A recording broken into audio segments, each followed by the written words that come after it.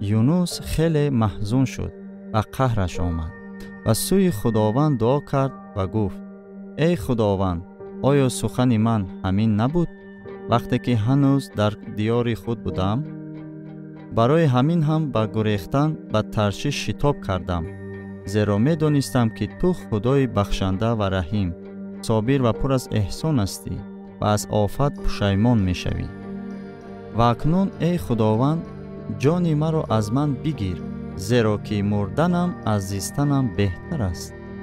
و خداوند گفت: آیا خوب است که در قهر شوی؟ و یونس از شهر برآمده از طرف شرقی شهر نشست و در آنجا برای خود خیمه ساخت، زیر آن در سایه نشست تا ببیند که در شهر چی واقع می شود. و خداوند خدا کندانه رویانید و آن به بالای یونس خط کشید تا که بر سر او سایه افکند، او را از محزونیش رها کند. و یونس از کندانه بسیار شاد شد.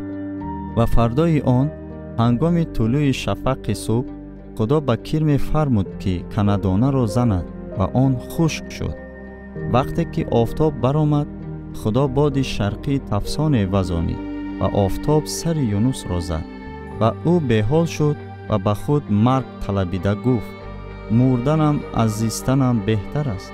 و خدا با یونس گفت: آیا خوب است که برای کندانه در قهر شوی؟ وی گفت: خوب است که تا به درجه مرگ در قهر شوم.